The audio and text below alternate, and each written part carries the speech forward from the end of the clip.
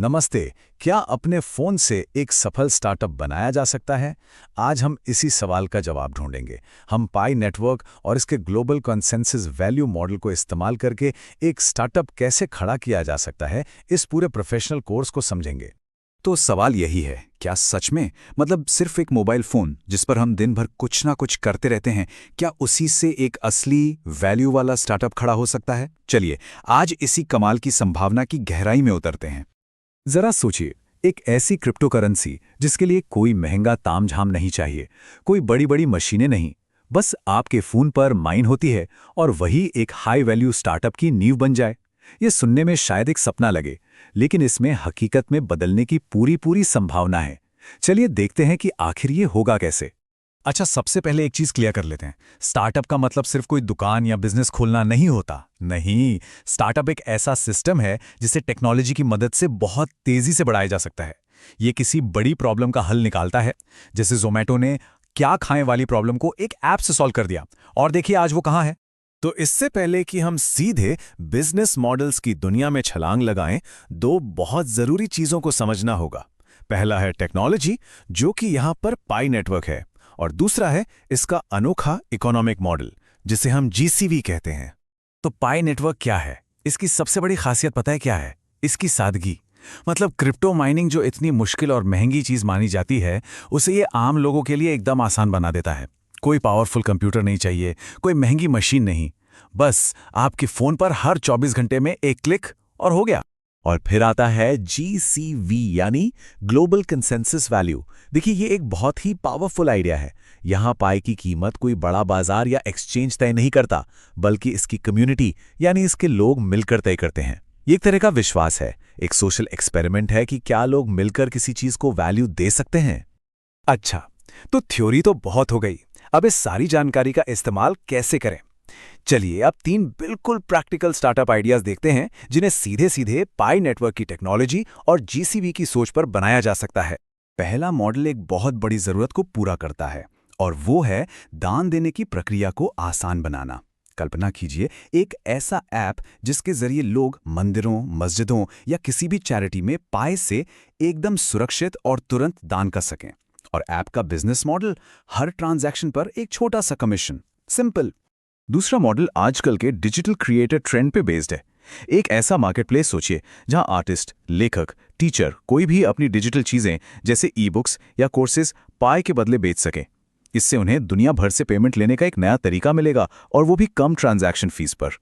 और तीसरा मॉडल ये दिखाता है कि जो बिजनेस पहले से चल रहे हैं वो भी इस ट्रेंड का फायदा उठा सकते हैं। सोचिए आपके पास की कोई कैफे या दुकान बस एक पे विद पाई का बोर्ड लगा दे। इससे वो एक पूरी की पूरी नई कम्युनिटी को अपनी तरफ खींच सकती है, और अगर पाई से पेमेंट करने पर थोड़ा डिस्काउंट भी दे दें तो फिर तो बात ही क्या है। अब तक सब कुछ बहुत ही एक्साइटिंग लग रहा है ना? पर अब एक बहुत जरूरी रियलिटी चेक का टाइम है। जीसीवी का जो सपना है, जो विजन है, उसे आज की जमीनी हकीकत की कसौटी पर कसना बहुत बहुत जरूरी है। ये स्लाइड इस फर्क को बिल्कुल साफ साफ दिखाती है।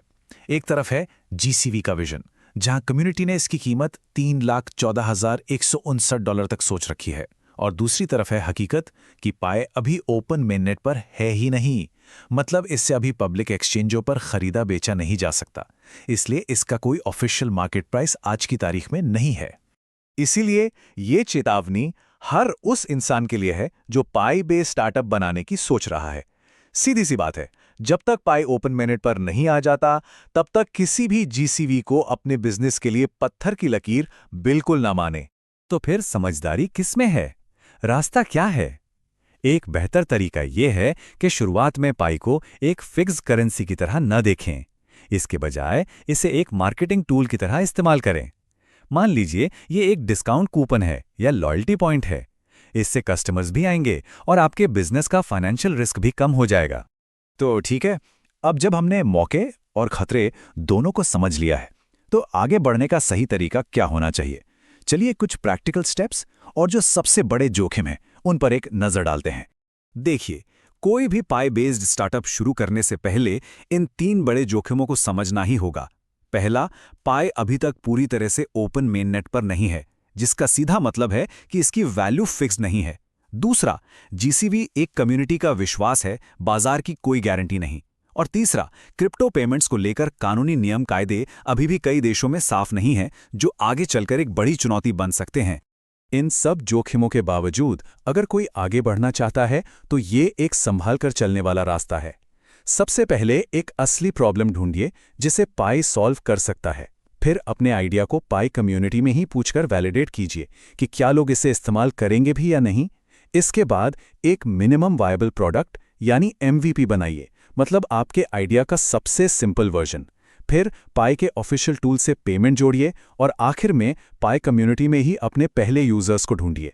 तो आखिर में हम घूम फिर कर उसी सवाल पर वापस आ जाते हैं, पाई पर आधारित स्टार्टअप ये भविष्य का एक सुनहरा मौका है या बस एक खूबसूरत सपना बनकर रह जाएगा? देखिए, इसका जवाब वक्त देगा, टेक्नोलॉजी का विकास देगा और सबसे बढ़कर कम्युनिटी के विश्वास और बाजार की हकीकत के बीच जो संतुलन बनेगा, वही इसका भविष्य तय करेगा।